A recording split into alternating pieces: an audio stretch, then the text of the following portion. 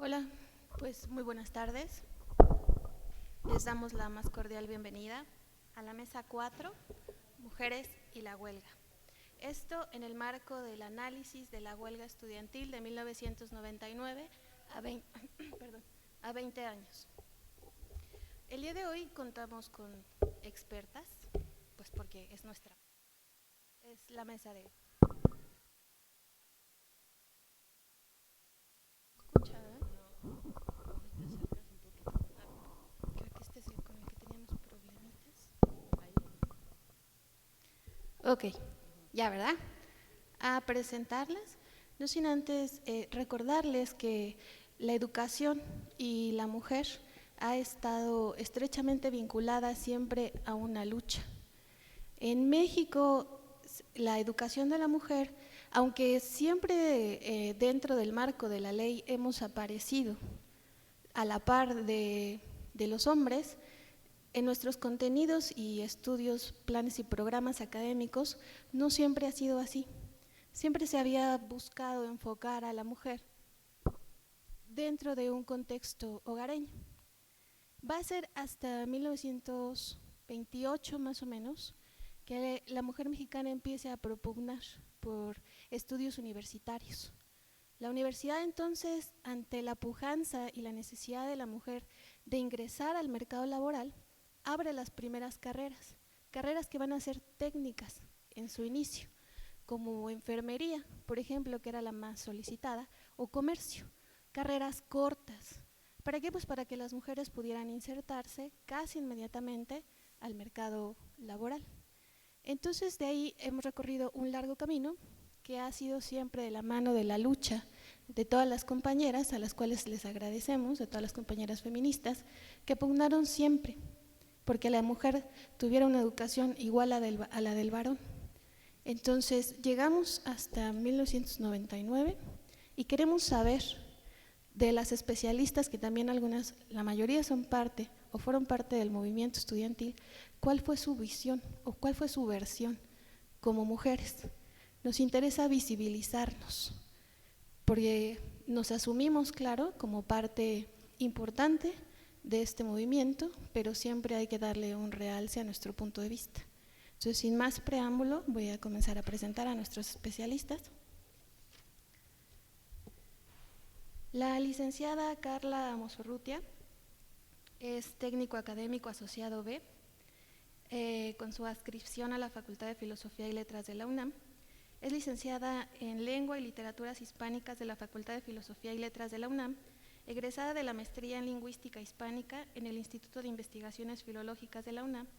La tesis está en proceso y tiene un enfoque sociolingüístico. Aborda temas de contacto dialectal y migración con perspectivas de género. Imparte desde hace 12 años la materia de expresiones y registro de la diversidad cultural en la licenciatura de Desarrollo y Gestión Intercurriculares de la Facultad de Filosofía y Letras, en la cual formó parte del comité académico desde julio del 2019.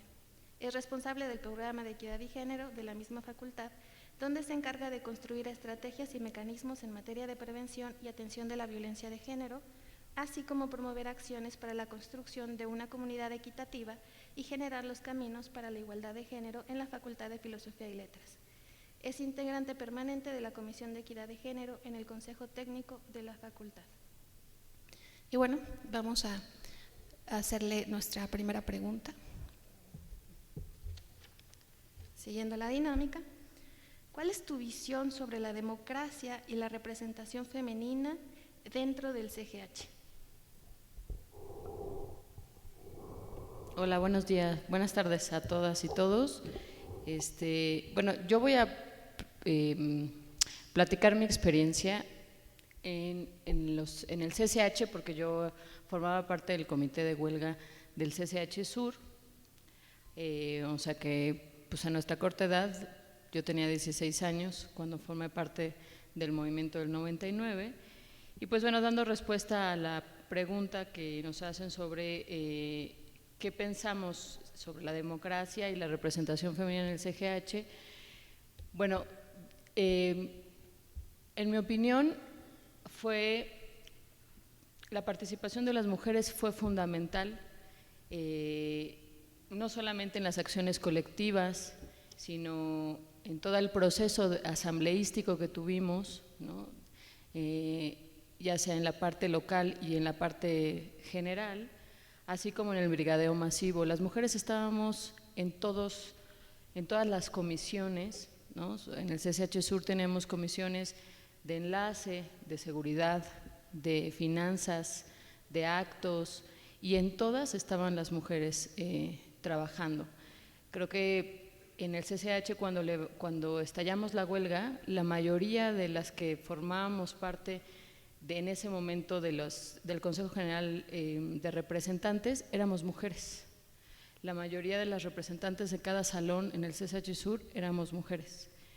Entonces, bueno, parece que la participación de las mujeres no puede faltar si queremos hablar de democracia, si queremos hablar de construcción colectiva en la vida política del país y sobre todo en la toma de decisiones en un movimiento estudiantil como en el 99, que sobre todo fue construyendo su organización interna y evidentemente pues las mujeres estábamos ahí no como un ente aparte.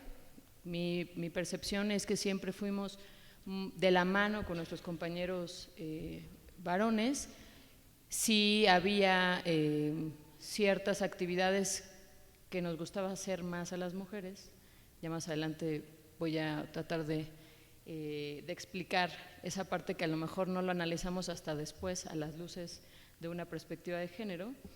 Pero, pues bueno, creo que las mujeres estábamos en ese momento ejerciendo pues nuestro papel como pues, agentes políticos en la vida pública de la universidad y del país. Entonces, creo que es muy importante también tomar en cuenta la referencia ética, política y moral que teníamos en ese momento, que era pues el Ejército Zapatista de Liberación Nacional. Algunas conocíamos la Ley Revolucionaria de Mujeres,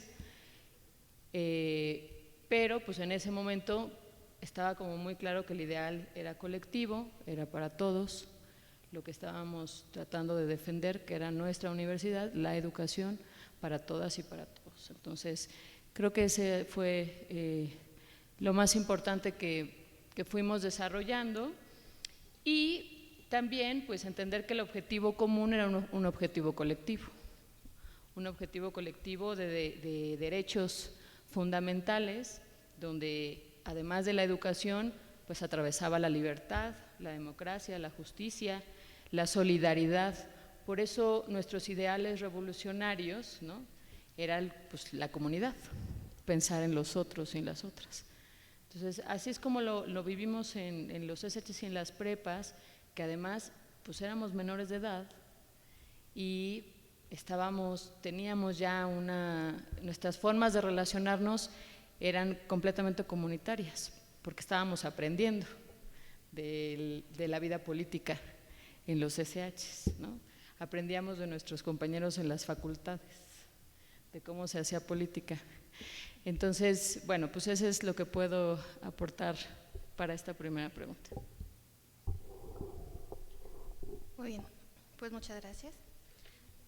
¿Les parece a quién quiere continuar? Las presento yo. Sí.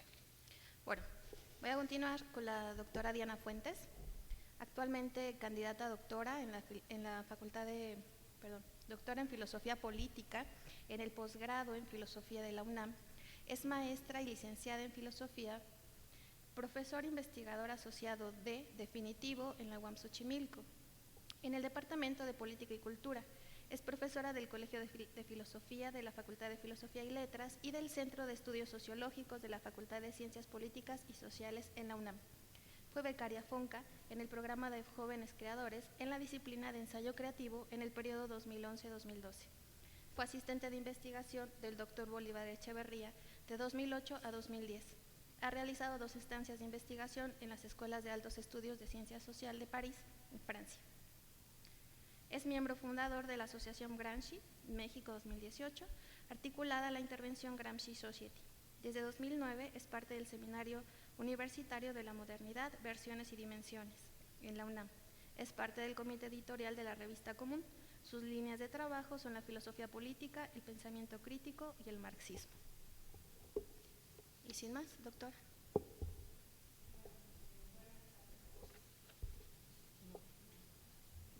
Ya, ahora sí. Bueno, eso aprendimos a usar micrófonos en el CGH. Bueno, les agradezco a las personas que nos acompañan hoy y por supuesto a los organizadores del evento.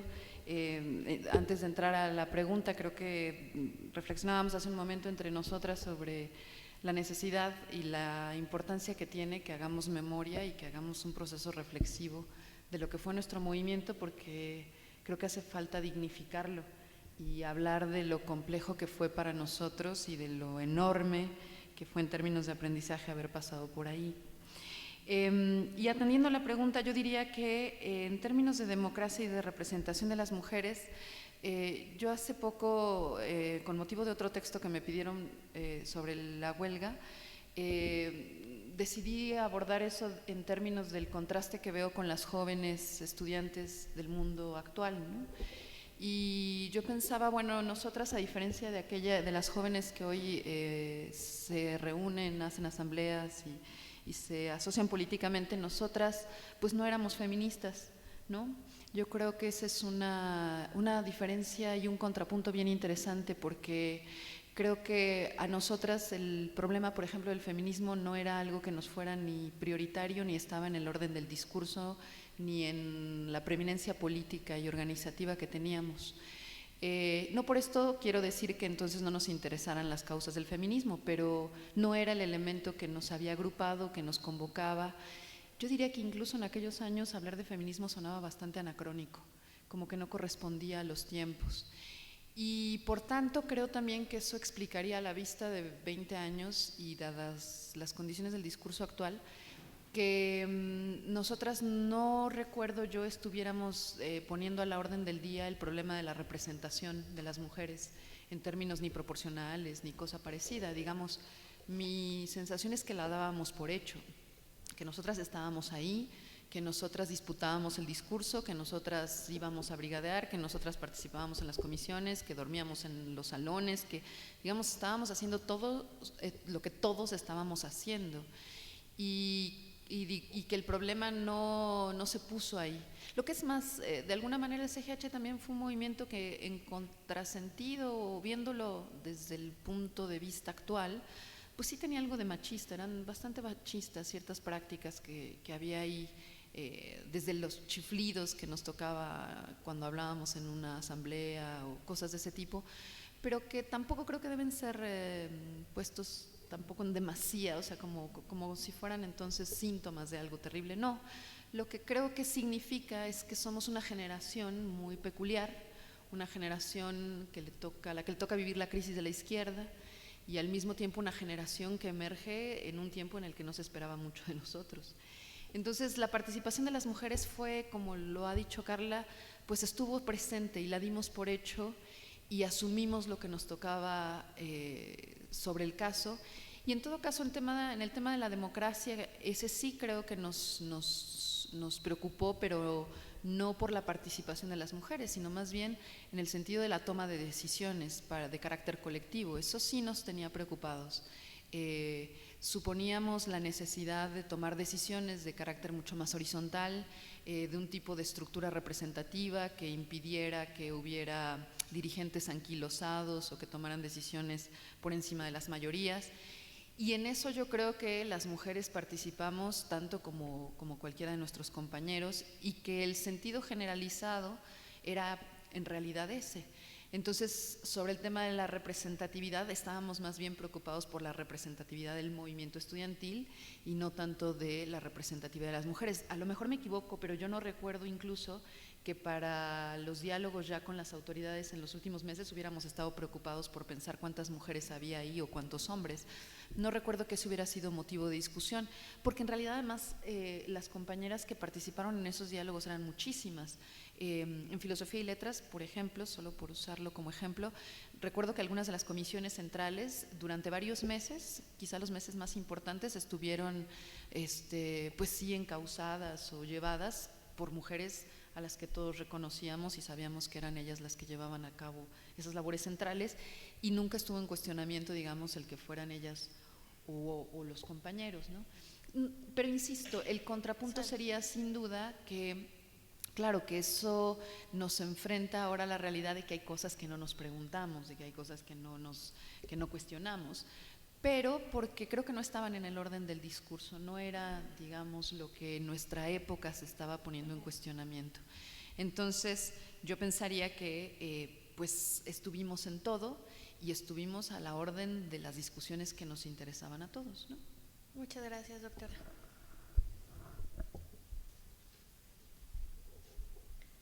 Bueno, es el turno de la doctora Isabel Sanginés.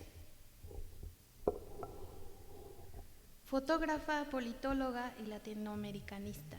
Actualmente es profesora investigadora de tiempo completo en la UACM, integrante del Laboratorio Multimedia para la Investigación Social de la Facultad de Ciencias Políticas y Sociales de la UNAM, doctorante en el posgrado de Estudios Latinoamericanos de la UNAM, con investigaciones sobre imagen, fotoperiodismo y fotodocumentalismo.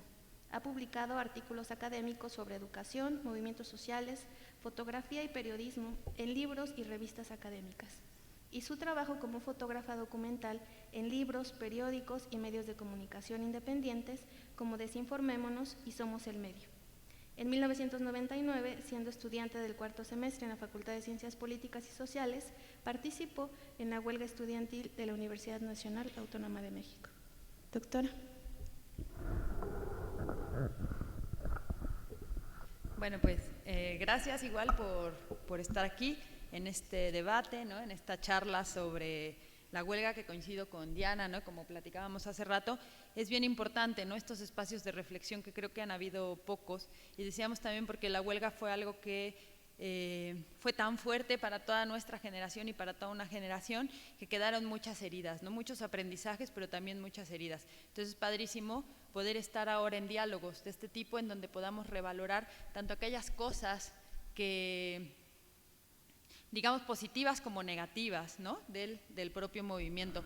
Y creo que esta mesa de las mujeres es importante en ese sentido, porque en efecto coincido con Diana en que no era algo que nos cuestionáramos en esa época, ¿no? O sea, las mujeres participábamos y ya, las mujeres estábamos ahí y ya, y en ningún momento cuestionábamos si éramos más mujeres o más hombres o menos, o si había machismo o no había machismo, aunque no lo cuestionábamos a lo mejor en el discurso permanente, pero siempre estaba también de fondo, ¿no? Me acuerdo mucho una broma que teníamos, ¿no?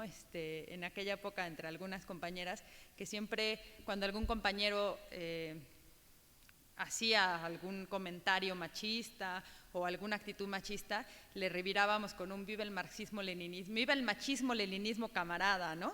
Entonces era un poco como estaba ahí presente, y sin embargo no era el tema central de nuestra preocupación. El tema era la educación, el tema era el neoliberalismo, el tema era, como dice Carla, estaba como paradigma también y como ejemplo organizativo el EZLN, ¿no? Y de enseñanza, toda esta onda de que el CGH era horizontal, ¿no? De que en las asambleas teníamos que tomar las decisiones por consenso, y claro, eso sí se ha dicho en muchos foros, en muchos artículos, ¿no? Eso nos llevaba a CGHs, yo no me acuerdo el más largo, 50 y tantas horas, ¿no?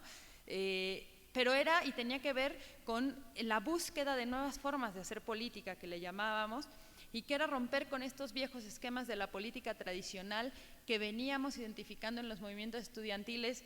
Para nosotros lo más inmediato era el 68, pero también el 85, el movimiento del CEU, ¿no? 85, 86, el 88. Y contra eso rompíamos, y ahí las mujeres estábamos, y las mujeres participábamos y hacíamos una nueva forma de hacer política que era democrática, porque no votábamos, no eran las mayorías aplastando a las minorías, era simplemente los consensos que se iban generando entre todos. En la práctica, bueno, resulta que a veces no era tan así, ¿no? En la práctica, pues, había una serie, ese ideal al que aspirábamos en las formas de hacer política, pues no siempre salía bien, y creo que es una de las cosas que tenemos que analizar y reflexionar ahora con el tiempo, no para abandonar, yo creo, ese ideal a 20 años de distancia, sino para pensar cómo demonios hacerlo realidad, ¿no? Porque yo sigo creyendo que es algo a lo que tendríamos que estar aspirando en nuestras formas actuales de hacer política.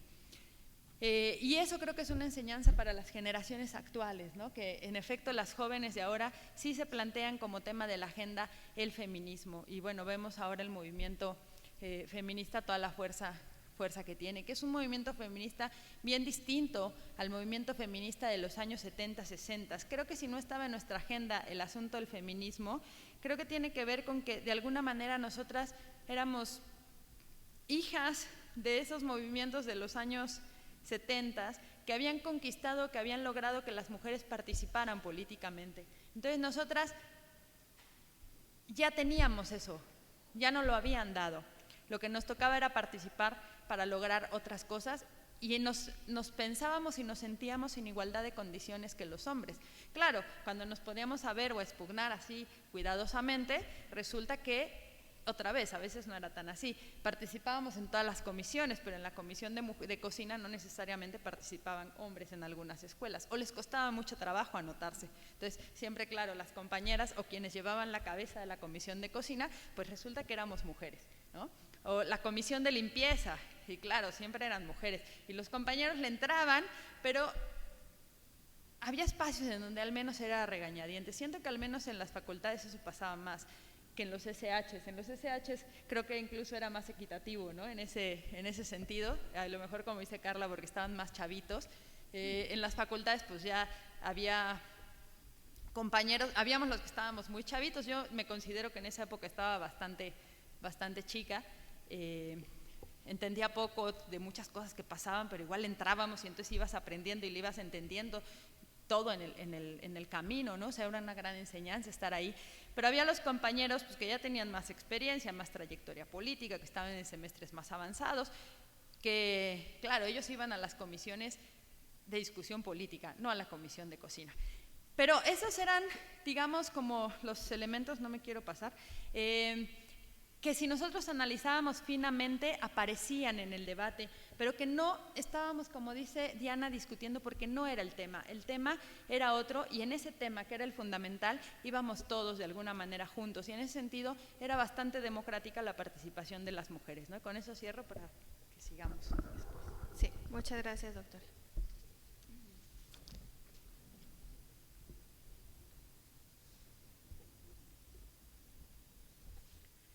Bueno, nos queda por presentar a la doctora Marcela Meneses. La doctora es investigadora del Instituto de Investigaciones Sociales de la Universidad Nacional Autónoma de México, es socióloga por la universidad, investigadora asociada C de tiempo completo en el Instituto de Investigaciones Sociales de la UNAM, es profesora de la Facultad de Ciencias Políticas y Sociales de la universidad. Sus temas de investigación son jóvenes, violencia, espacio público, conflictos urbanos, acción colectiva y movimientos sociales. Doctora.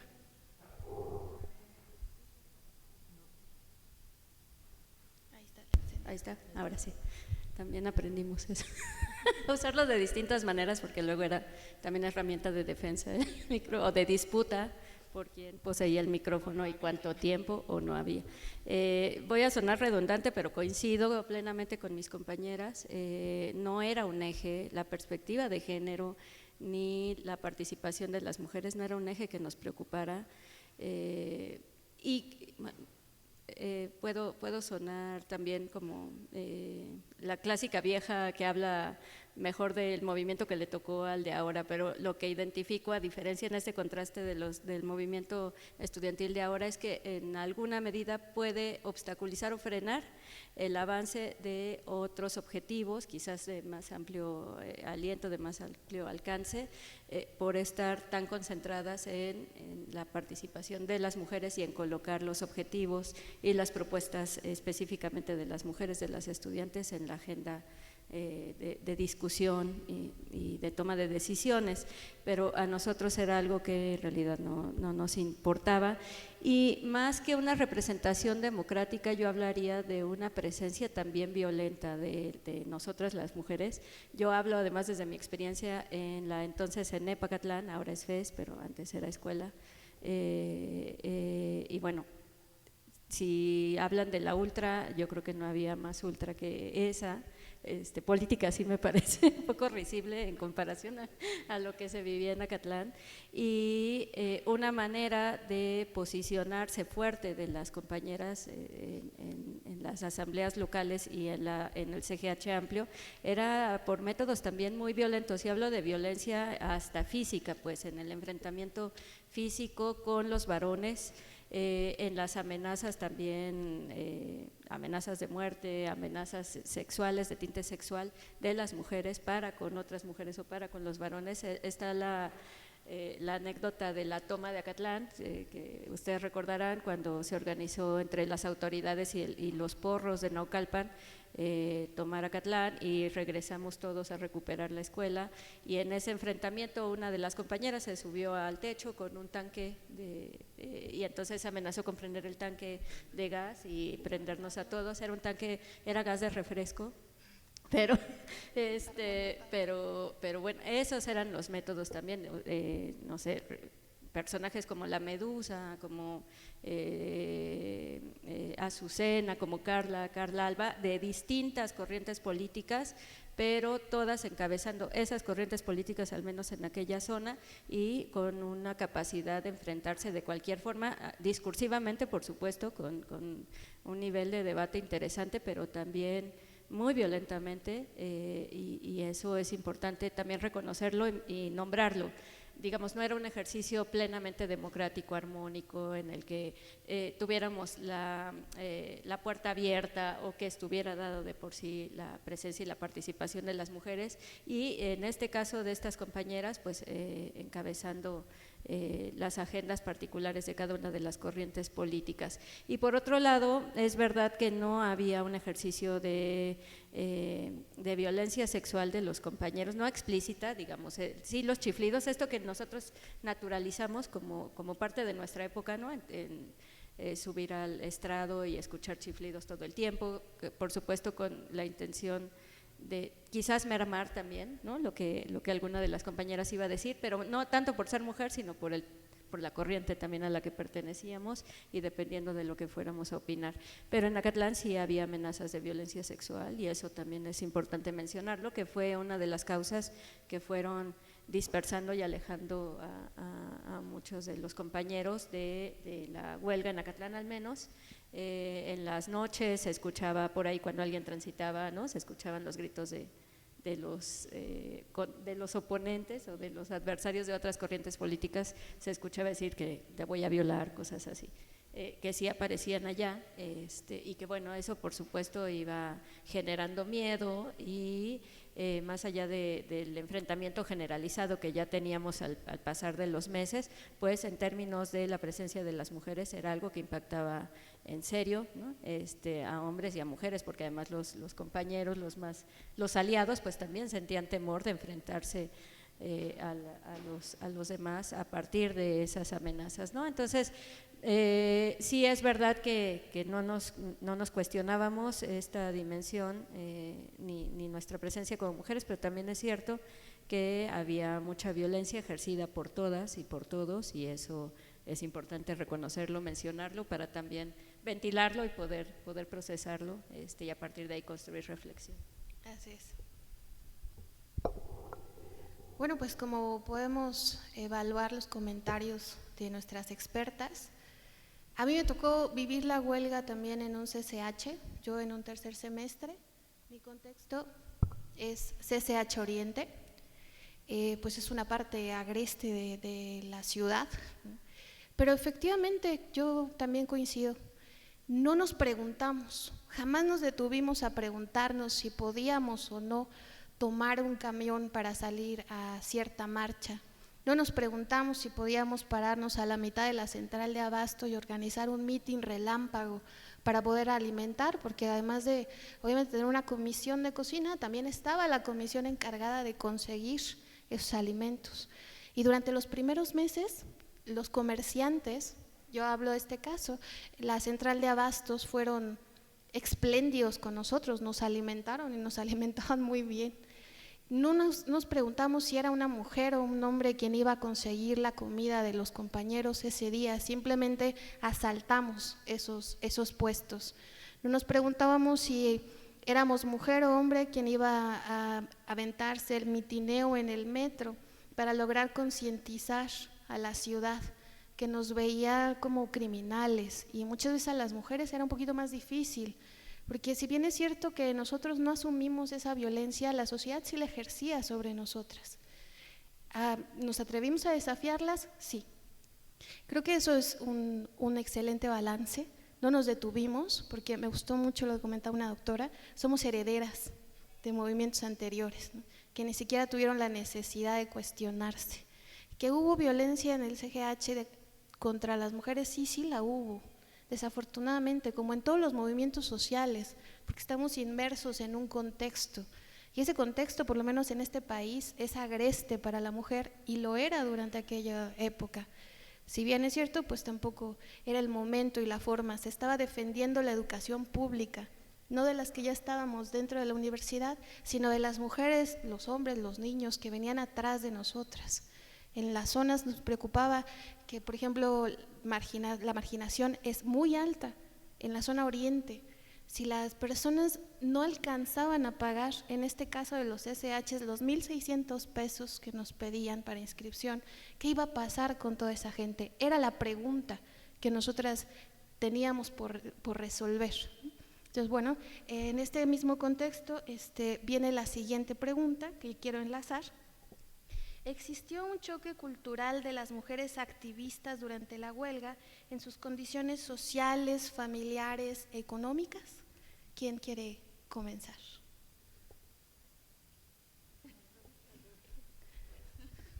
Sí había violencia contra las mujeres, pero no éramos víctimas pasivas, y quiero reafirmar esa parte. O sea, teníamos la capacidad de respuesta de cualquier forma, ¿no? Y si tenía que ser física, ni modo, tenía que ser física. Es algo que no se ha mencionado, creo, no se ha visibilizado, pero pues también que hemos sido capaces de violentarnos y violentar a otros, ¿no? Y bueno, eso ameritaría quizás otro tipo de análisis, pero nos plantábamos en igualdad de condiciones. Y claro, puede ser que en posición de desventaja, por supuesto, pero bueno, con el impulso de hacerlo.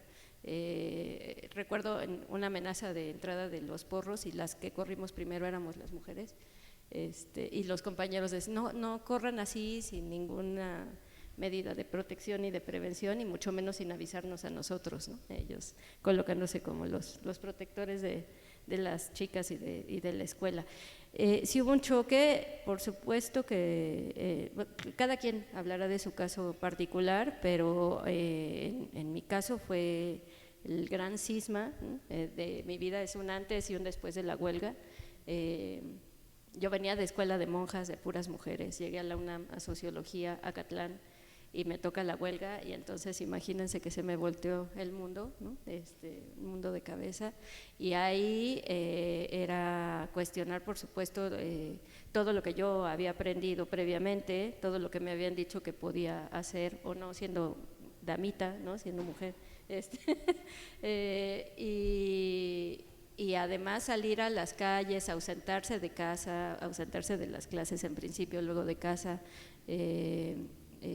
salir a marchar con todos los antecedentes, sí, de organización política de las generaciones anteriores de nuestros padres, como dices tú, como menciona Isabel, pero también con el miedo de la represión del 68. Entonces, al menos en el caso de mi madre, de mi familia, tener ese fantasma de que los movimientos estudiantiles pueden ser reprimidos de tal forma, era algo presente, y que bueno, a pesar de dejarnos, porque además yo iba con mi hermano, entonces eso de algún modo me protegía y me facilitaba la salida de casa, pero tener ese fantasma de que era posible que el Estado desatara la represión era algo presente, como un fantasma presente. Entonces de pronto se aparecía mi mamá por ahí en Acatlán para checar que estuviéramos bien, que no hubiera policía por ahí rondando. Entonces, bueno, sí fue una crisis profunda, pero también la posibilidad, el aprender y el sabernos capaces de ocupar todos los espacios posibles, el espacio público, las calles, organizarnos políticamente, organizarnos lúdicamente también, ¿no? En los conciertos masivos, en las marchas. Entonces nos cambió la vida, sin duda. Y a partir de ahí yo creo que como mujeres somos otras y como generación fuimos otros a partir de la vivencia de la huelga. Así es. Muchas gracias, doctora. ¿Quién desea continuar? Bueno, continuando con eso, yo creo que sí, que definitivamente hay un choque, ¿no? Un choque en todos los, tanto personal como social y más sistémico también. En mi caso, por ejemplo, yo nunca, también igual coincido que la vida es un poco un antes y un después, ¿no? de la huelga. Yo nunca me había cuestionado, por ejemplo, antes si podía uno hacer cosas como mujer que no pudieran hacer los hombres, como que para mí esa pregunta simplemente no estaba en mi horizonte o en mi imaginario, a lo mejor también por la familia de la que venía, ¿no? Una familia, pues digamos, de profesionistas, de clase media profesionistas, en donde eso no se ponía a discusión, y sin embargo con todo y eso hubieron muchos choques interesantes. No sé, me acuerdo que durante la huelga yo formaba parte de una brigada que nos llamábamos Brigada de las Cañadas a los Pedregales, y era una brigada de trabajo con el ZLN, ¿no? En esa época, en el 99, no sé si se acuerdan, fue también una consulta que hizo el ZLN exigiendo la aprobación de los acuerdos de San Andrés, que en ese momento estaban parados, había sido traicionado el diálogo, ¿no? Por el gobierno federal. O sea, yo sí creo que la huelga del 99 no la podemos entender sin pensar también en el zapatismo y en todo lo que paralelamente estaba ocurriendo con el movimiento zapatista, porque muchos activistas de la UNAM y estudiantes que estábamos en la huelga de la UNAM también éramos zapatistas o estábamos involucrados también con el movimiento zapatista, ¿no? Y ese era, por ejemplo, mi caso, y varios en políticas, o los compañeros con los que yo trabajaba y estaba en políticas, que no éramos ni de la ultra, lo que en ese momento, ni de los moderados, ¿no? Pues éramos de lo que se llamaba los independientes, ¿no? Todas estas corrientes que nos definían. Y una coincidencia de esos independientes era justamente nuestro aglutinamiento en torno al zapatismo, al movimiento zapatista. Y en ese contexto se nos ocurrió hacer, aprovechando la huelga, por supuesto, pues no había que ir a clases, una brigada de construcción de ludotecas en Chiapas, ¿no? En 97, 2 años antes, había venido la masacre de Acteal, ¿no? También como contexto. Y entonces pensamos, bueno, pues ¿por qué no? Además de la huelga, trabajamos y vamos como estudiantes a trabajar con comunidades que nos necesitan, ¿no? Y que nosotros podemos hacer. Y pues entonces ahí vamos a hacer la ludoteca en Acteal. Y además también otra cosa que pasó en Chiapas en ese momento, no sé, igual si se acuerdan, el asalto, digamos, militar sobre la comunidad de Amador Hernández para construir según una carretera que la comunidad frena, pero que hubieron muchas brigadas de solidaridad estudiantiles. Y estoy mencionando todo esto porque en mi caso y en el de muchas compañeras, que me acuerdo de cómo platicábamos, estas salidas, por ejemplo, a Chiapas, en el contexto de la huelga, eran rupturas fuertes con nuestras familias. A muchas de nosotras no nos dejaban, ya no digamos irnos de viaje hasta Chiapas solas en un contexto de guerra en ese momento, sino no nos dejaban dormir fuera de nuestras casas, ¿no? Y de repente no solamente dormías en la facultad, dormías en la escuela, estabas todo el día en las asambleas, en los brigadeos, en el metro, o sea, en donde fuera, sino de repente llegabas a tu casa y decías, me voy a Chiapas. No, que no puedes ir. Pues no estoy pidiendo permiso, me voy a Chiapas, ¿no? En mi caso me acuerdo que mis papás me dijeron, no tienes dinero, un poco la coerción intentó ser, no tienes dinero para ir, no te estoy pidiendo dinero, te estoy diciendo que me voy a Chiapas. Ese tipo de cosas creo que muchos de nosotros las hicimos durante la huelga, y en el caso de nosotras como mujeres, creo que hubo muchísimos más casos de este tipo, y en ese momento, en ese sentido creo que sí fueron rupturas fuertes, culturales, familiares. En mi caso, por ejemplo, en este ejemplo que pongo, hasta económica, porque pues no te estoy pidiendo dinero, y claro, en efecto, era pensar cómo rayos le voy a hacer para irme, porque no trabajo, ¿no? Soy hija de familia en ese momento. Y esa, digamos, es mi experiencia personal, pero hay muchísimas compañeras que creo que pasamos por lo mismo y fuimos pasando por lo mismo a lo largo de esos 9 o 10 meses de huelga, ¿no? En donde empezamos a generar rupturas con todo nuestro entorno, que no solamente eran rupturas en tanto mujeres, sino rupturas también en tanto a chavas que íbamos madurando, ¿no? Chavas que íbamos saliendo al mundo, que dejábamos de ser pues tal cual, ¿no? Niñas escolares, ¿no? De la secundaria, la prepa, bueno, las de la prepa se nos adelantaron. Pero creo que en ese sentido sí que hubieron como muchos choques. Con respecto a esto que comentaba Marcela también, creo que mencionó a las mamás, y creo que las mamás fue un caso muy interesante, porque muchas de las mamás estaban en la huelga, claro, cuidando a sus hijas o cuidando a sus hijos al principio, pero después empezaron a participar también en el movimiento, y creo que en el caso de muchas mamás también exigieron como mujeres o requirió de muchas rupturas, por ejemplo, con los roles tradicionales que podían tener en las casas, ¿no? En donde, por ejemplo, esas mamás que aparentemente no trabajan, lo pongo entre comillas, ¿no? Porque se dedicaban a ser amas de casa, de repente sus hijos e hijas están en la universidad todo el tiempo con este riesgo de represión que se sentía todo el tiempo como posibilidad, y entonces rompen con ese rol de ama de casa, de no trabajo, y empiezan a participar activamente en la huelga. Y eso creo que también fue una experiencia bien interesante que hay que ir rescatando, que tampoco se ha discutido y se ha valorado, ¿no? El papel que tuvieron, por ejemplo, las madres de muchos de nosotros en el movimiento, ¿no? Y que estaban ahí, insisto, al principio a lo mejor nada más por miedo, voy a cuidar a mi hijo, pero después se empezaron muchos de ellos a involucrar de manera mucho más fuerte, ¿no? Se politizaron también muchos de esos padres de familia. Y ahí la dejo. Muchas gracias, doctora.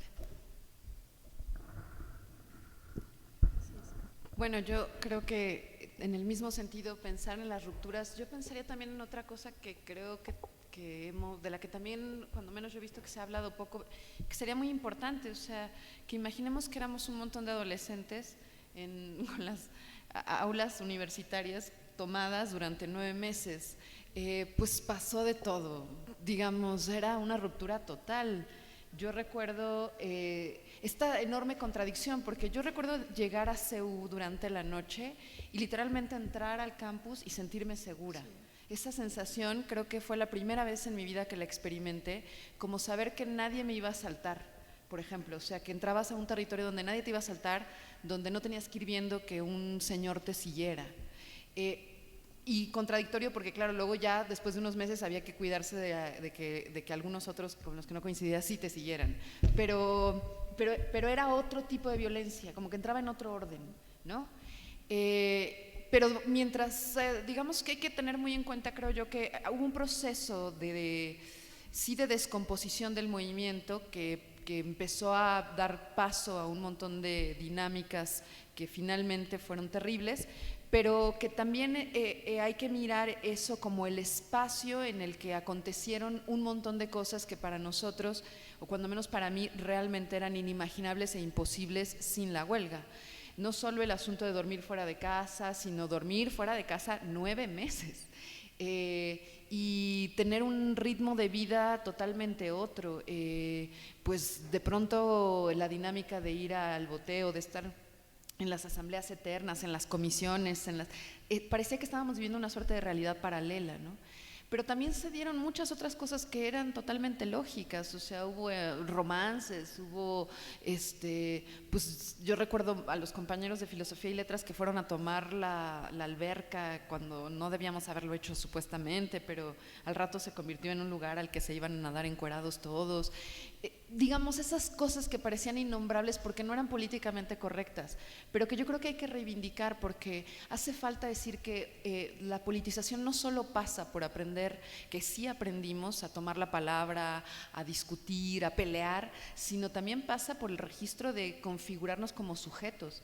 Yo creo que cuando menos en mi historia y la que percibo, mi hermana también iba en la prepa, y en nuestra historia familiar yo lo que percibo es que de pronto fuimos sujetos ante nuestros padres, o sea, dejamos de ser las hijas con sus necesidades propias de adolescentes y nos miraron como sujetos con los que había que discutir, había que dialogar y con los que había que compartir cosas también, ¿no? Entonces, yo creo que eso nos pasó a muchos, que en realidad fue un espacio en términos de que teníamos tomado un territorio de alguna manera, pero también un espacio en el tiempo y que configuró una experiencia que atravesó todo. Entonces yo creería que en ese sentido hubo rupturas en muchos órdenes dependiendo de nuestras propias experiencias personales y que estuvieron arropadas por eso que nosotros también construimos, que construimos contradictorio, que construimos tenso, que construimos pues además a doble fuego, el fuego que estuvimos con, digamos, las condiciones en las que se dio la huelga, pero del que de muchas maneras aprendimos cientos de cosas, ¿no? Entonces, pues yo creo que cuando menos, más allá, yo reconozco en mi propia historia personal el aprendizaje, pararse en una asamblea, perder el miedo, tomar la palabra, aprender a discutir o intentarlo cuando menos, o sea, un montón de cosas que pasaban por ahí.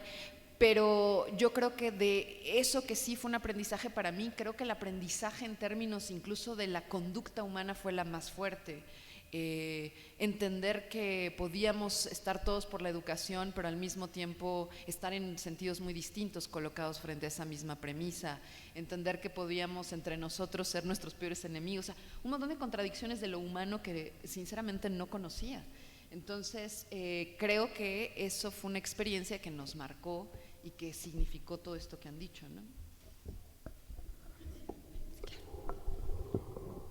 Con todo lo que acaban de decir, o sea, yo podría decir, nosotras nos rebelamos contra la estructura familiar, o sea, nos rebelamos contra la autoridad más próxima que teníamos, que era la estructura conservadora familiar, y nos refugiamos en un espacio del que teníamos un sentido de pertenencia profundo.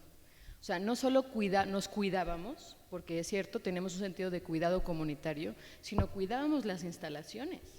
O sea, cuidábamos ese espacio que era de todas y de todos. O sea, nosotros en el CCH cuidábamos cada salón que abríamos. No, la biblioteca no se abre. No, esos salones, los laboratorios tampoco. Porque sabíamos que era, bueno, es que nosotros vivíamos en el CCH. O sea, muchos nos salimos de nuestras casas y vivíamos en los CCHs.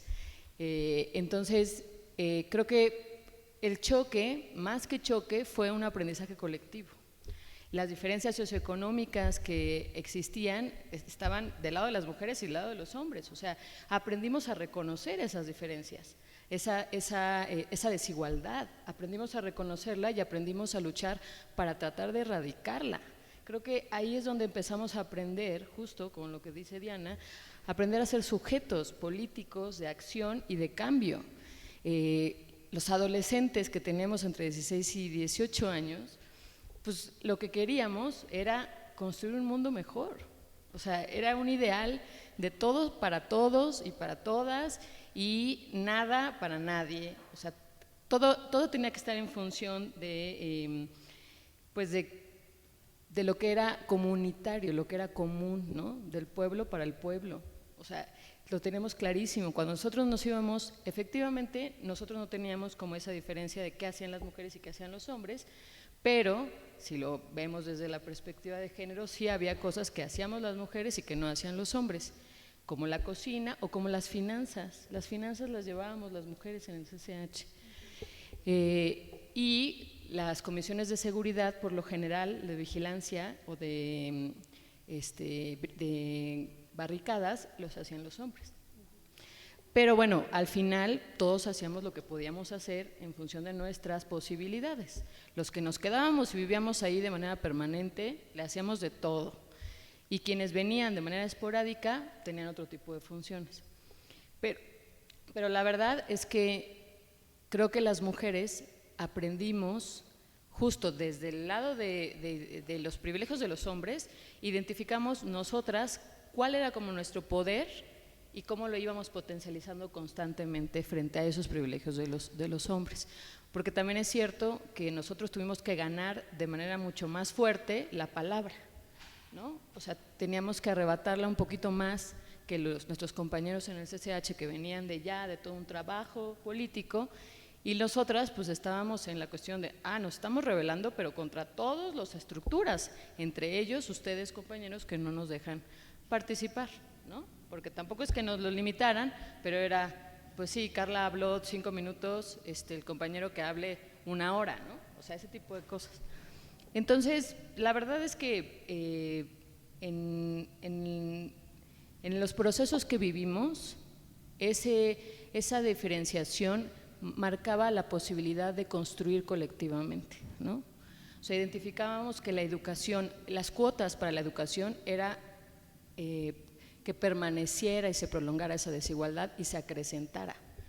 Y al observarnos, porque también yo estaba en el CCH Sur, entonces en el Pedregal, o sea, había compañeras y compañeros pues, que venían de clase media alta, y había otros que veníamos de clase media baja y otros de clase baja. O sea, había diferencias brutales, pero lo que a todos nos unía era que teníamos que defender la educación gratuita efectivamente para los que venían. Entonces, eso arropaba muchísimos aprendizajes, o sea, nos colocamos en un momento de aprendizaje constante. Y cuando íbamos a las asambleas con las facultades, pues claro que veíamos ahí sí un choque cultural, porque nosotros veíamos, pues no sabemos hacer política, estamos aprendiendo, y de repente veías así figuras, pues oradores que ya llevaban un ratote en el trabajo político, y decíamos, no, pues nosotros como que todavía nos falta, ¿no? Pero estábamos en ese camino, y creo que las mujeres estábamos también en ese desarrollo, que por eso a la luz yo también lo comparo muchísimo con las nuevas generaciones, donde efectivamente las luchas de los movimientos feministas hoy en día tienen objetivos distintos en función del contexto actual que les ha tocado, ¿no? Una violencia cada vez mucho más cruenta hacia la mujer, que no es que no se haya vivido antes, pero que se ha visibilizado muchísimo más hoy en día, pero que las formas organizativas no están en función de construir como para todos y para todas, sino para nosotras. O sea, necesitamos avanzar más en nuestros procesos de libertad. Vemos coartada nuestra libertad. En ese momento luchábamos por la libertad, luchábamos porque se permaneciera y siguiera esa libertad. Entonces, de repente, cuando yo platico con algunas de mis estudiantes sobre cómo se organizaban ustedes, pues yo les decía, o sea, lo importante es pues justo no diferenciarnos, ¿no? O sea, no hacer más profundas esas diferencias, sino utilicemos esas diferencias como fortalezas. Pero efectivamente los movimientos sociales, que deberían de ser como la pauta de aprendizaje para las nuevas formas organizativas, están olvidadas, no se debate, no se reflexiona constructivamente de qué se hizo bien y qué se hizo mal, y pareciera que pues no hay memoria histórica de lo que se hizo y todo inicia de nuevo, ¿no? Y lo vi también venir en el 132 y lo veo venir ahora en los movimientos feministas. Entonces, sí es fundamental hablar desde nuestra perspectiva como mujeres cómo lo vivimos, pero siempre enfocándonos en que la realidad social nos toca a todas y todos, ¿no? Y efectivamente esas desigualdades nos tocan de manera distinta, pero no tendrían que ser como la razón para eliminar los objetivos comunes, ¿no? Y ya. Muchas gracias, doctora. Bueno, pues sí, en este contexto somos herederas, por ejemplo, del movimiento zapatista, en donde la comandante Ramona llevaba ahí la vanguardia dentro de este movimiento. Esto nos da la indicativa de que todo movimiento social tiene una inercia que las mujeres seguimos empujando. Después de mencionar a la comandante Ramona, que es uno de los íconos del zapatismo, hay, por ejemplo, mujeres que participaron también en la huelga de 1995 de los SH, cuando todavía yo era muy pequeña, que han logrado posicionarse en la delegación, por ejemplo, Iztacalco, Iztapalapa, pertenece, yo recuerdo, le decían la Coquis, Elizabeth Mateos, nace del CCH y por su trayectoria política es muy aparte, claro, podemos o no cuestionarla, pero fue una de las figuras que apareció durante la huelga del CCH del 95 con la defensa de los 4 turnos. Desafortunadamente algo que se perdió, donde también se pierde el pase automático y se conserva únicamente un pase reglamentado que no es, lo podemos interpretar como un filtro. Son 3 años de permanencia en las preparatorias, con 1 año más, y en los CCHs con el doble. Esto es paradójico porque el CCH se forma con un espíritu de inclusión para los trabajadores, siempre tomando en cuenta que en estas zonas que son marginadas, y por eso se ponen ahí los SHs, pues darle a los chicos la posibilidad de estudiar y de trabajar a la vez, y que pudieran prolongar su estadía el tiempo necesario para concluir sus niveles de estudios. Entonces, con la pérdida de este movimiento, pues se da la reducción de la matrícula a la mitad de su capacidad. Pero bueno, regresemos. Siempre hemos tenido allí mujeres que impactan a un nivel social, que es a donde quiero llegar, y que los movimientos siempre son el motor que las puede visibilizar, ¿no? A esto, a uno, la próxima pregunta. Dice, en tu opinión, ¿el movimiento estudiantil de 1999 impactó para que las mujeres buscaran más espacios en diversos movimientos políticos y sociales?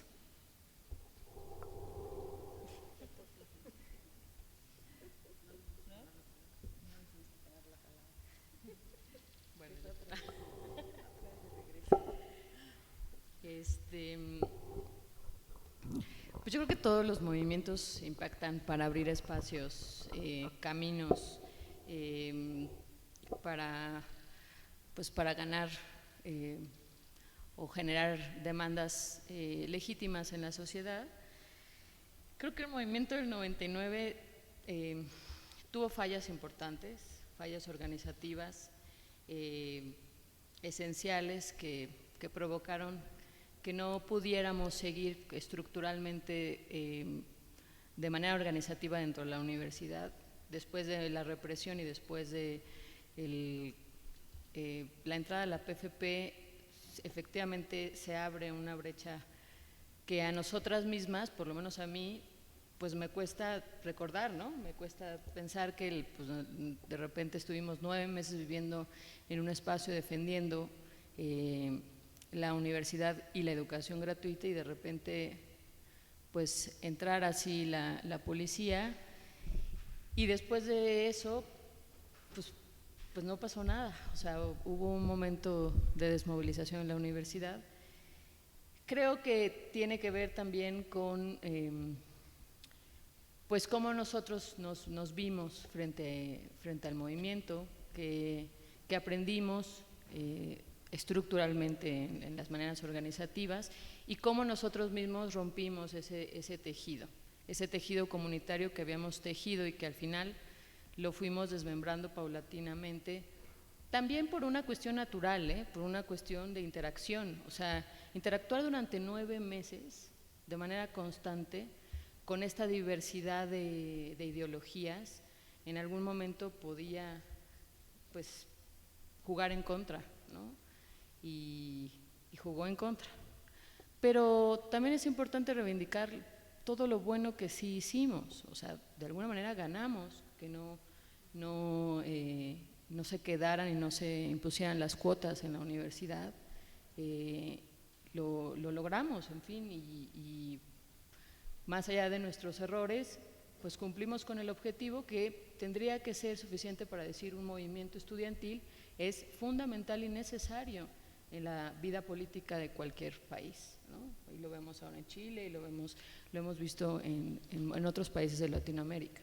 Entonces, yo creo que el movimiento del 99 sí es un movimiento que hay que reivindicar, del que hay que hablar mucho, del que hay que seguir reflexionando, que tenemos que dejar de lado esas posiciones personales que nos dejaron tocados y tocadas para hablar sobre qué podemos aportarle a los nuevos movimientos estudiantiles y cómo poder aportarles sin decirles qué hacer, porque me parece que ningún movimiento puede decirle a otro movimiento cómo hacerlo, pero sí para que se identifique en qué no caer de esos errores que tuvimos.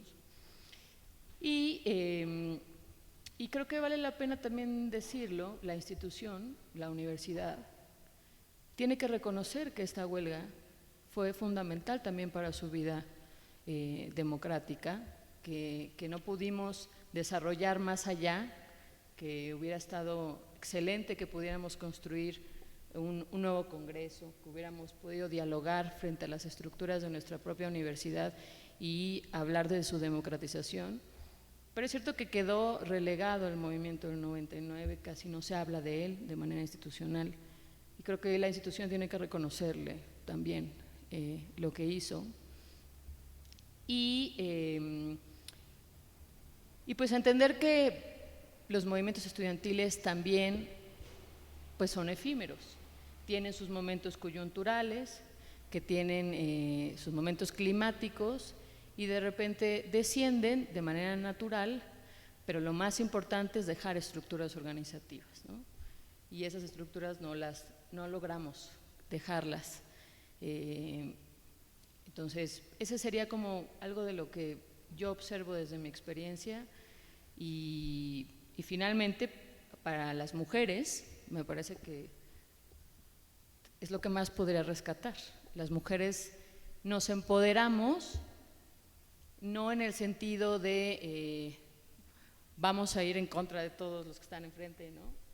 Sino nos empoderamos en el sentido de volvernos personas agentes de cambio y de transformación, nos quitamos el miedo, ¿sí? El miedo de organizarnos políticamente y creo que somos un buen ejemplo de cómo se fue desarrollando esta herencia feminista que tuvimos, que fuimos adoptando paulatinamente en nuestra formación y que pues muchas nos quedamos en la academia o trabajando con las comunidades, ¿no?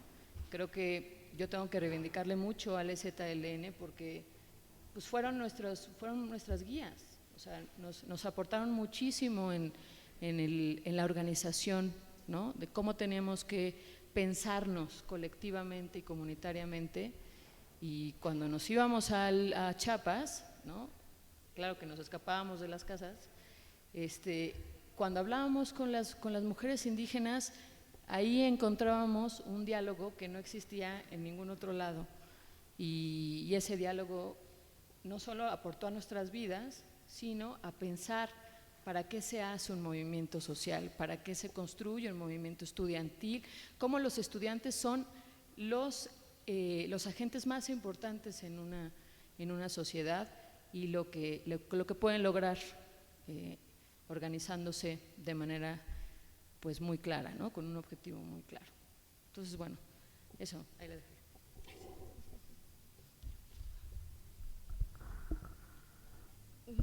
Bueno, pues yo creo que esta pregunta supone como hacer algo que nos ha costado mucho trabajo hacer, que es como tomar una relativa distancia y mesurar el movimiento en un contexto más amplio, ¿no? Entre las cosas que se involucran ahí, por supuesto, claro, es ese complejo contexto nacional en donde se inscribe sin duda el zapatismo y todo lo que pudimos aprender de él. Pero en esa mirada más amplia, no solo, digamos, ver en retrospectiva lo que nos antecedió o los elementos que estaban también orquestándose de manera simultánea en la vida social en el país, yo creo que no hay que perder de vista en una evaluación de los fallos, las derrotas, los equívocos que cometimos, pues que estábamos a punto de entrar a lo que sería el México contemporáneo, o sea, a los 6 meses prácticamente de que había terminado nuestra huelga, entró, bueno, un poco más, Fox al poder, o sea, no es cualquier cosa. Yo creo que además nos tocó un contexto político muy particular y muy complejo, en el que fuimos utilizados como pues elemento de desprestigio de la posibilidad de que el PRD ganara no solo en el Distrito Federal, sino que tuviera mayor empuje a nivel nacional, ¿no? Entonces, nosotros fuimos un elemento que nunca coincidiré con esta tesis de que fuimos activados para eso, porque yo estuve en ese movimiento y por supuesto que sé que no fue así, sino que nosotros estuvimos en esa escena y pues nos vieron como posibilidad para armar una campaña de desprestigio contra nosotros, contra la universidad, y para golpear a su vez a lo que ellos veían como una amenaza posible, que era el PRD y el zapatismo, por otra parte. O sea, nos tocó un escenario del México contemporáneo, yo creo, particularmente complejo, y eso creo que es de lo que se olvida cuando se hacen ciertas evaluaciones que nos restringen a un movimiento espontáneo, radicalizado, confundido, sin racionalidad política, y que se olvidan de que, bueno, pues hubo un sector amplísimo de la izquierda, de la que había sido una izquierda partidista, incluso radical, que decidió optar por la vía democrática y que pues ya estaban, digamos, inscritos en esa dinámica, y nosotros pues, y nuestra forma también de situarnos, pues no venía bien a ese discurso político, no estábamos bien situados, como tampoco lo estaba el zapatismo, y de ahí que nuestra empatía era mucho mayor con ellos. Pero yo creo que en esa mirada de largo plazo también hay que ver entonces los efectos de lo que vino después, porque creo que tampoco hay que perder de vista el coste que esto tuvo, no el coste solo para nuestro movimiento. Yo estoy plenamente convencida de que ganamos, de que paramos las cuotas, no el proyecto neoliberal para la universidad, porque ese era de mucho más largo aliento, que hubiera sido una salida gloriosa, el que hubiéramos logrado negociar, que hubiéramos logrado llegar y abrir nosotros las puertas de la universidad, pero no fue así, y en ese complejo contexto me parece que la evaluación de lo que vino después es fundamental. Vino después el México de la violencia, el México del crimen, el México de la guerra, el México del zapatismo restringido y limitado discursiva y políticamente. Vino un México muy, muy distinto al que nosotros teníamos como antecedente o como contexto específico. Entonces me parece que ahí evaluar no solo el papel de las mujeres, de nosotras o de los compañeros o de nosotros todos como agentes, debe ser mesurado a partir de todas estas complejas intersecciones que se dieron en aquellos años, y sin las cuales pues pareciera que la impericia política o no que podríamos haber tenido se debía solo a nuestra incapacidad organizativa interna, y yo creo que eso es limitadísimo. Y que por otra parte lo que nosotros, como decían mis compañeras, lo que nosotras nos propusimos y lo que en ese espacio, en ese territorio y en ese tiempo añorábamos, pues era finalmente un mundo mejor, un país más democrático, formas distintas de relacionarnos, formas distintas de accionar la política, y que vimos, bueno, que tiene eso produce eso una reacción también profundamente violenta, que hay una reacción también del Estado y de ciertos sectores de la vida social a los que eso no les viene bien. Entonces yo creo que habría que pensar siempre como en esa mirada de largo aliento. Yo también creo que hay otro factor que no habría que perder de vista, que me parece que fue fundamental para el tiempo que duramos en la huelga, y es que esa huelga sucedió en la Ciudad de México. Yo creo que la Ciudad de México y su población es una ciudad generosa, progresista y profundamente crítica, porque para la campaña de desprestigio que nos hicieron era para que nos hubieran abandonado a los 2 meses de la huelga, que no nos hubieran seguido alimentando, que no nos hubieran seguido dando dinero. Yo recuerdo a los 7 meses, a los 8 meses ir al metro a votar y que todavía hubiera billetes en los botes. O sea, ese es el contexto complejo en el que estábamos. Y por tanto lo que siguió de ahí yo creo que tiene la misma complejidad. Estábamos por entrar a un vuelco muy importante, y para cerrar solo diría que recuerdo una anécdota que me dolió mucho pero que entendí.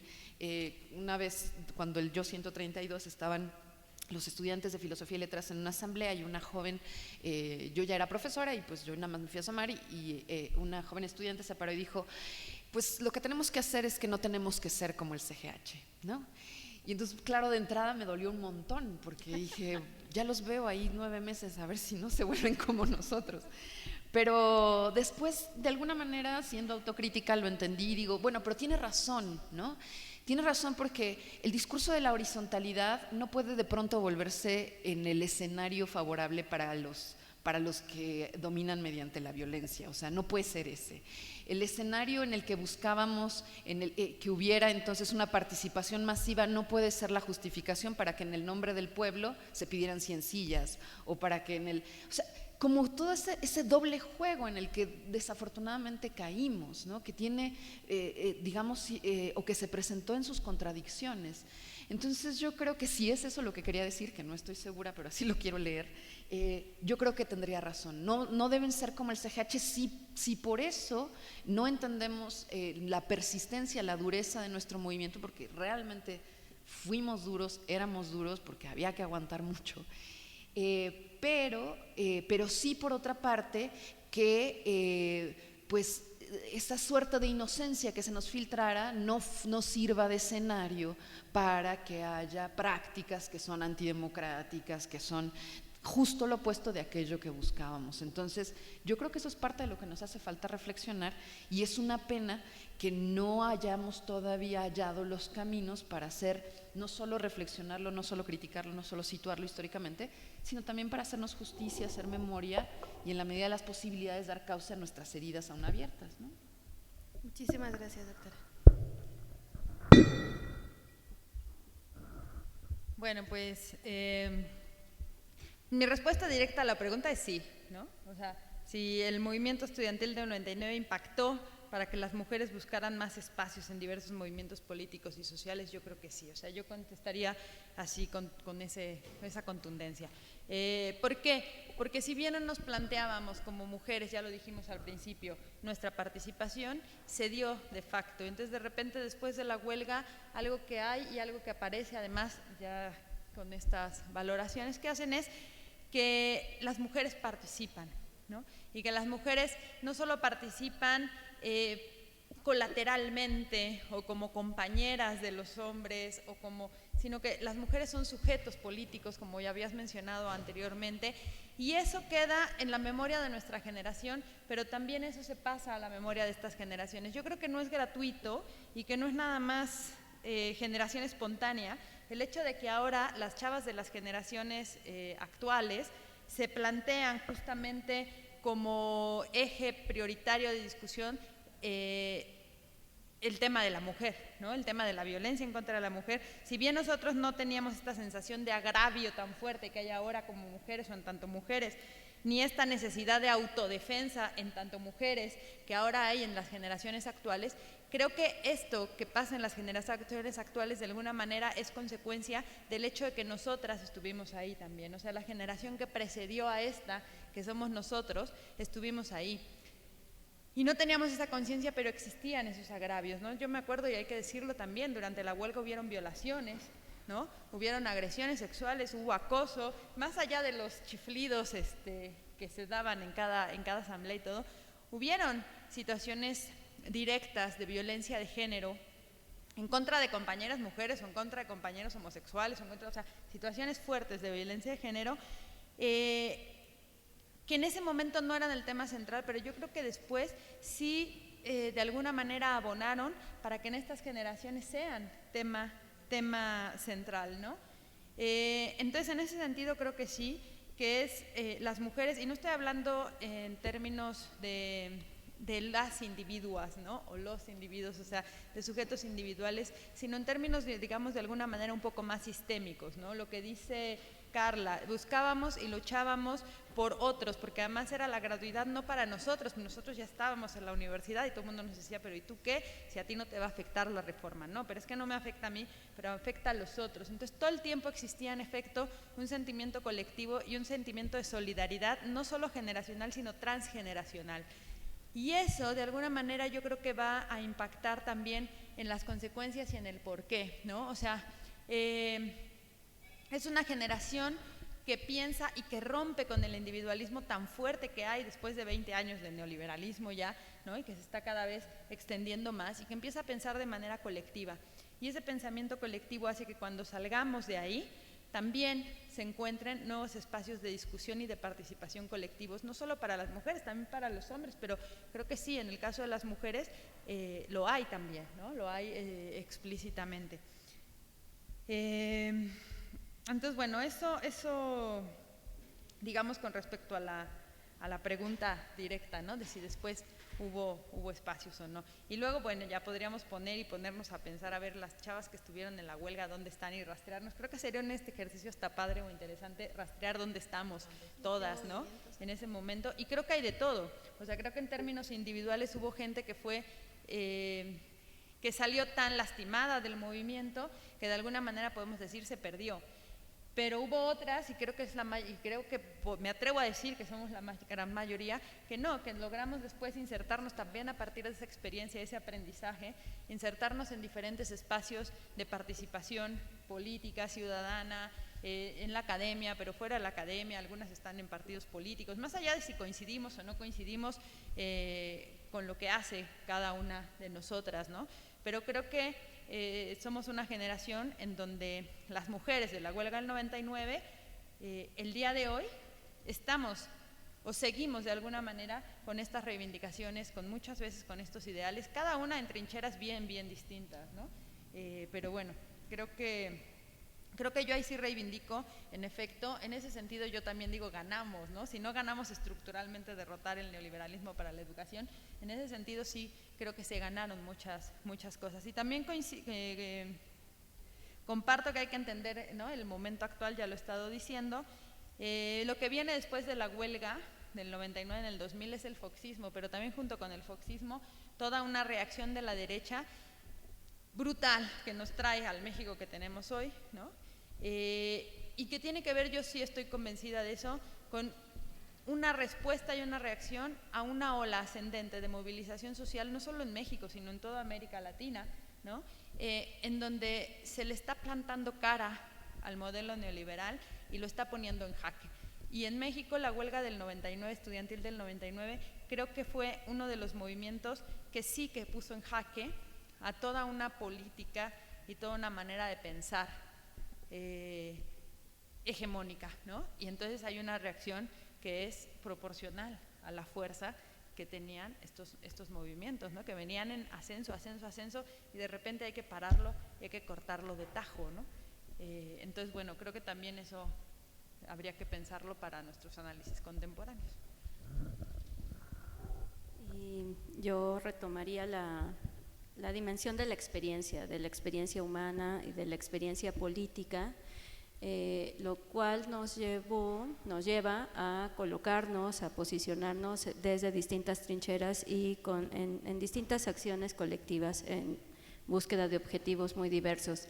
Marca una diferencia entre lo que pasó al interior de la UNAM y efectivamente se desmovilizó mucho tiempo, yo diría por lo menos una década, en donde no hubo mayor capacidad organizativa. Ante cualquier gesto de organización venía esta descalificación o el horror, ¿no? Es el CGH, entonces se negaba los espacios, bueno, hasta medidas como quitar, por ejemplo, bancas o espacios que se prestaran para la reunión en distintas escuelas y facultades, ¿no? Enrejar los distintos espacios, toda medida que disolviera cualquier gesto de organización estuvo presente al interior de la UNAM, y ahí sí creo que hay una deuda de parte de la institución, tanto para explicar, ¿no?, cuál fue.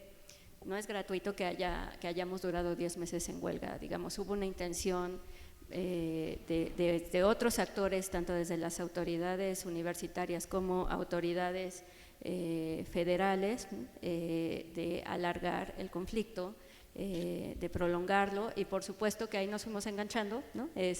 Nuestra reacción también daba como para prolongar el conflicto, pero que obedece a un contexto político más amplio. Y yo creo que ahí hay una deuda de parte de la institución, de la propia universidad, tanto para explicar cuál fue la política institucional en ese momento, y también para abrir estos canales de reflexión y de escucha colectivas. Y en 2010 se cumplieron 100 años de la Universidad Nacional, y recuerdo todo el recuento histórico de la institución.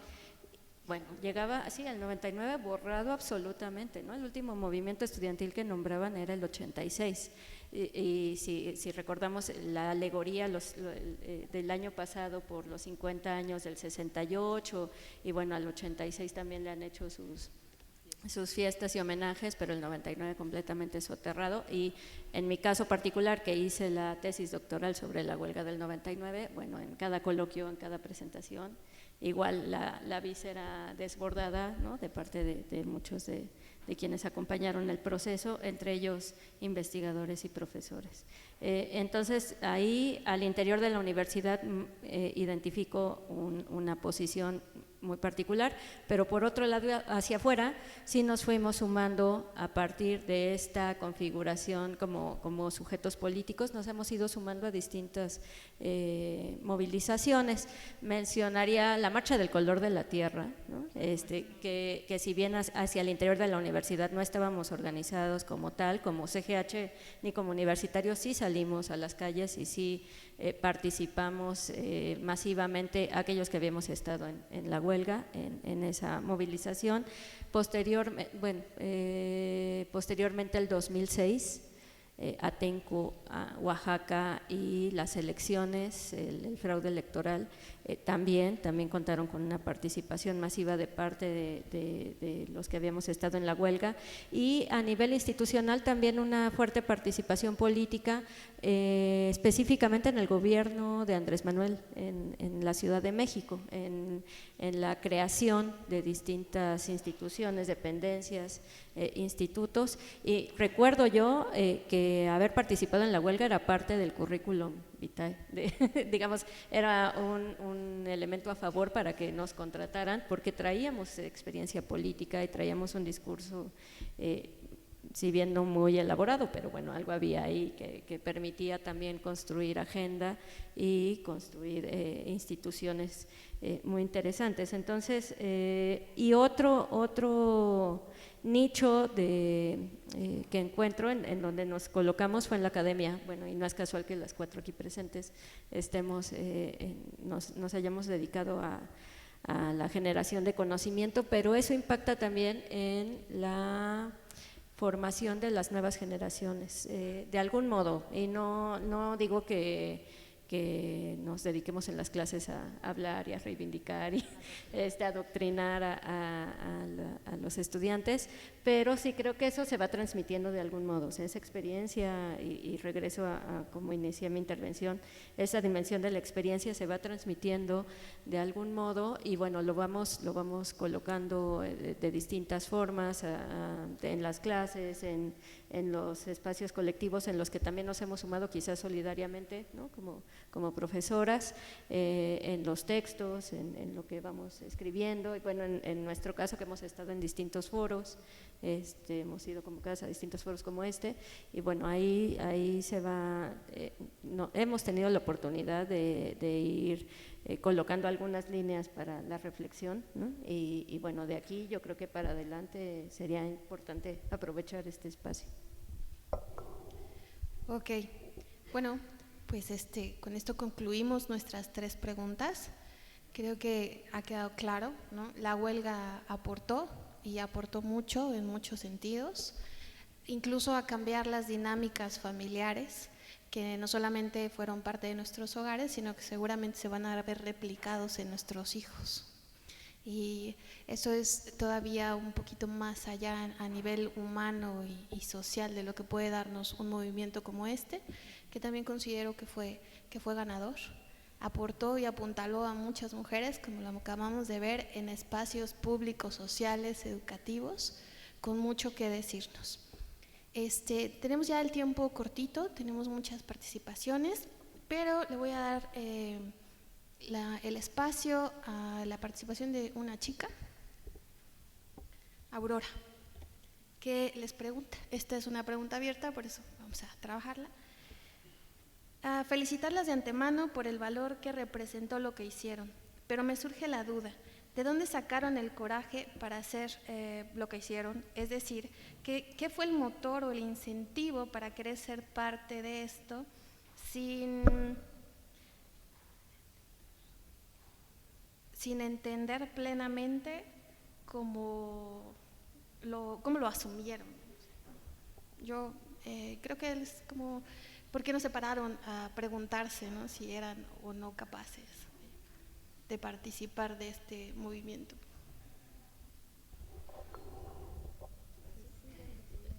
identifico, y así lo he mencionado, un motivo y un agravio, ¿no? El motivo, va más por la dimensión racional, la imposición de cuotas, esta idea o la amenaza de que la educación pública y gratuita estaba en tela de juicio, y no solo para nosotros, en realidad nos decían, ustedes no tienen que pagar, son las generaciones venideras, ¿no? Pero la ruptura de algo que considerábamos y afortunadamente consideramos un derecho, esta sensación de amenaza fue, digamos, la razón que nos movió, el motivo que nos movió, pero también identifico un agravio, y el agravio fue la manera en que se impuso la decisión, saliendo el Consejo Universitario de las instalaciones, ¿no?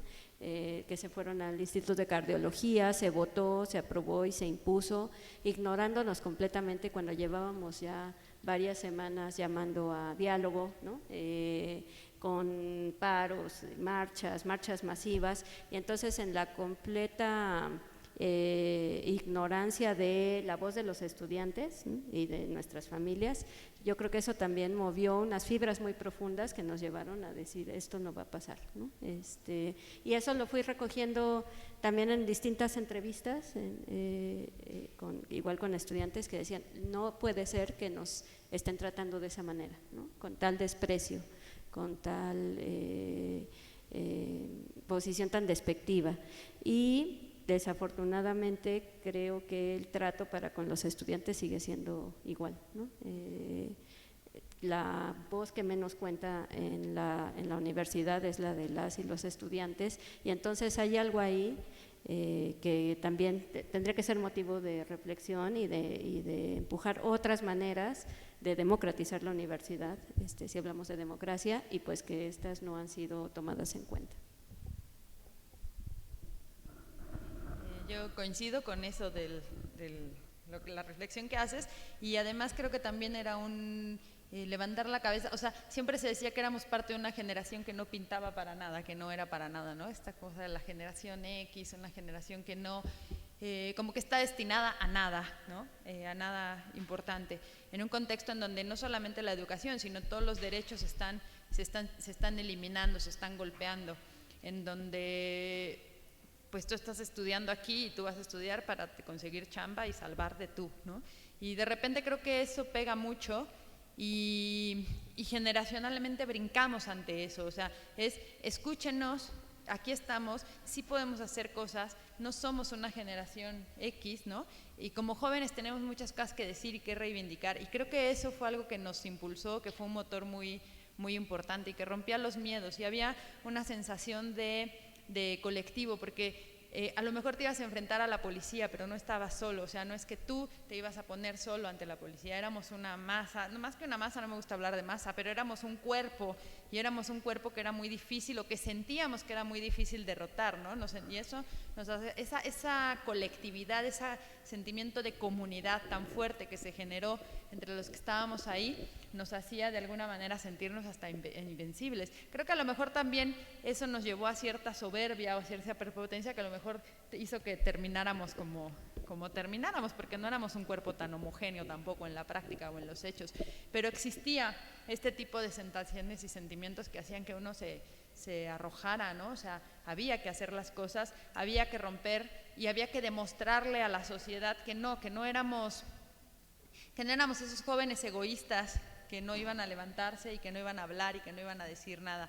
O sea, que sí, que teníamos mucho que decir, ¿no? Que éramos unos sujetos activos y conscientes. Y pues creo que eso fue parte de lo que nos hizo estar ahí también.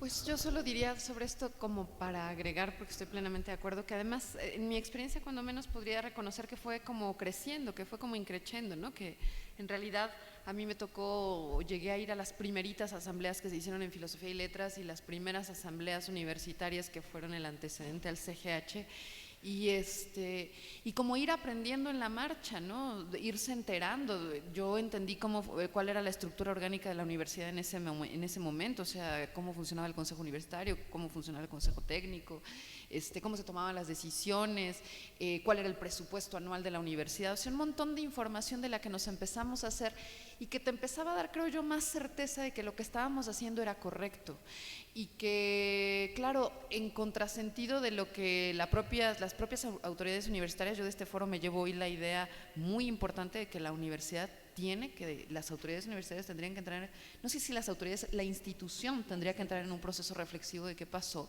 y de las decisiones que se tomaron. Y pensando en esto, cómo es que ellos elaboraban un contradiscurso que frente a lo que íbamos aprendiendo parecía pobrísimo, ¿no? Nos parecía realmente que nos dijeran, no, pero ¿por qué te preocupas si esto es equivalente a tantas cajetillas de cigarros o esto es equivalente a tantas cervezas que se compran en un fin de semana? Y entonces eso, pues la verdad nos molestaba muchísimo porque decíamos, ¿cómo van a equiparar, no? Si en mi familia no se gasta en cigarros en esas cantidades y no tiene que ver con eso, o sea, no estamos aquí estableciendo una equivalencia comercial frente a la educación tan pobre. Entonces yo creo que íbamos aprendiendo en el camino porque también hace falta rastrear, ¿no? Esa historia antes de la huelga. Tuvimos varios paros, las asambleas, y yo recuerdo en filosofía y letras, yo creo que eso fue de las cosas de las que más recuerdo con mayor gusto de todo el movimiento, y es que nosotros fuimos a votar la huelga, el sí a la huelga, salón por salón a mano alzada, y levantábamos un acta que se firmaba por el profesor del aula, ¿no? Y entonces significaba que entrábamos y debatíamos y los que estábamos a favor ganábamos o no la discusión. Y creo que fue una votación masiva, impresionante. Entonces yo creo que eso es lo que te daba la fuerza, efectivamente, o sea, es realmente la fuerza de la construcción del proceso colectivo, la construcción del proceso del sujeto político. Entonces no eras tú frente al mundo, sino éramos nosotros, y entonces empezar a reconocernos, como decía Carla, con los otros, empezar a reconocer que había un montón de desigualdad, que la desigualdad social que hay en la universidad y que parece que no existe, pues ahí se manifestaba y ahí de pronto nos confrontábamos también a ella, y que en ese sentido pues teníamos que cuestionarnos muchas cosas. Entonces yo creo que es eso, y ya durante la huelga pues también ya el ir perfilándose distintas posiciones políticas, creo que eso también nos daba mucha madurez, o sea, el ir entendiendo que, bueno, sí estamos aquí todos, pero yo me inclino por esta vía, yo pienso que deberíamos ir por acá, yo creo que deberíamos tomar estas decisiones. Y eso te daba mucha entereza para, pues no solo para tomar la palabra en una asamblea o para perder el miedo a la Ciudad de México, ir a votar, o para enfrentarte a los porros, porque nos pasó muchas veces enfrentarse, la marcha esta larguísima que tuvimos de San Ángel al Campo Marte, que fue larguísima, no sé cuántas horas caminamos, pero no solo caminamos muchísimo, sino que además íbamos ahí con los perros y la caballería de los policías azuzándonos, o sea, un ambiente de muchísima tensión, ¿no? Y solo era la fuerza de la colectividad, yo creo, ¿no? Entonces, reconocer que había compañeros, compañeras, pues muchos muy valientes, otros temerarios, pero digamos que ahí estábamos todos, ¿no? Entonces creo que por ahí va. Si nos preguntas a los de CCH, la verdad es que no sabíamos en qué nos estábamos metiendo. Hasta después de un rato nos dimos cuenta que era la oportunidad para aportar en algo a nuestra sociedad, a la transformación social, al ideal de cambio profundo, al ideal de la democracia y la justicia para todos, y que al final pues se convirtió en un proceso colectivo, como lo dicen mis compañeras, y también de interacción cercana con los que estaban alrededor. O sea, construimos, por lo menos nosotros en el CCH, construimos hermandades, fraternidades, o sea, convivimos constantemente desde hace 20 años, grupos de amigos que somos familia, construimos familias, construimos núcleos de, sí, que compartimos ideologías, construimos discursos, no teníamos esos discursos ya hechos, fuimos transformando nuestra forma de pensar para construir discursos políticos, o sea, el aprendizaje político fue brutal y además a pasos agigantados. O sea, nosotros crecimos en 9 meses. De tener 16 años, de repente ya cuando estábamos en las facultades era, ya conocemos todo, cómo se mueve. Entonces, la verdad es que creo que al principio no sabíamos en lo que estábamos metiéndonos, pero estábamos seguras y seguros que eso iba a quedar en la historia, que íbamos a permanecer en la historia como un movimiento que había movido, que había removido a la Universidad Nacional Autónoma de México y con ello a la sociedad en su conjunto. Recuerden que el movimiento del 99 fue el primero por marchar por Periférico en una marcha televisada. O sea, a pesar de todo ese ataque mediático que nos propinó el Estado, o sea, la sociedad seguía observando lo que hacían los estudiantes, ¿no? Y que se televisara una marcha como esa ocasión, que después fue reprimida, y marchas enormes que hicimos, como yo podría decir que las únicas con las que podría compararlas con Ayotzinapa, pero es que esas marchas eran multitudinarias y no solamente eran de estudiantes, habíamos construido sinergias con la sociedad civil, porque entendíamos que los estudiantes éramos parte de la comunidad y de la sociedad y que teníamos que aportar a esta construcción colectiva para todos y para todas. Entonces, la verdad es que el movimiento para nosotros, por lo menos para mí, no solo fue un parteaguas, sino fue la formación que tuve en colectividad, en comunidad, para seguir luchando por esa comunidad, por esa sociedad y esa solidaridad. El valor que a mí me dejó la huelga fue la solidaridad, la colaboración constante. Entonces, creo que estar 9 meses, yo solo quiero cerrar para decir, o sea, se habían cumplido los 9 meses y pasábamos por el CCH y nos volteábamos a ver y decíamos, ¿cuándo se va a acabar? Esto parece que es eterno, pero no importa, porque sabemos que resistimos brutalmente.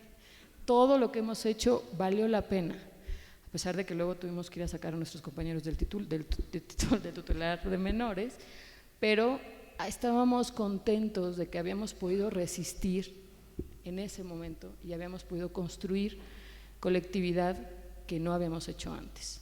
Y creo que ese es como el mensaje que hay que entender, o sea, el valor, la valentía, la irreverencia de la juventud plasmada en los estudiantes de la Universidad Nacional Autónoma de México. Bueno, pues no me resta más que agradecerlas a todas nuestras especialistas. El día de hoy nos asumimos no solo como mujeres, sino como factores de cambio, actoras en un movimiento social muy importante, del cual les pudimos platicar el día de hoy. Les pido por favor que les den un aplauso.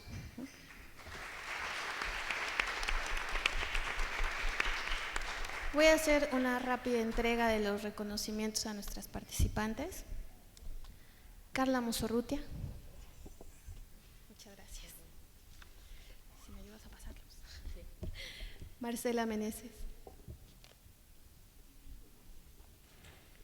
Isabel Sanginés. Gracias.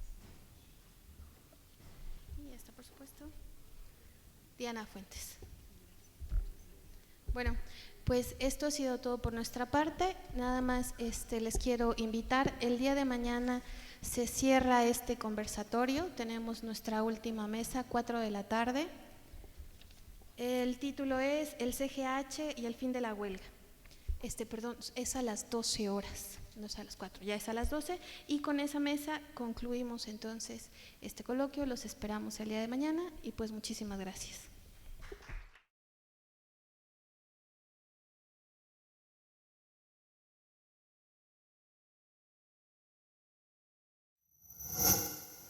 Gobierno de México.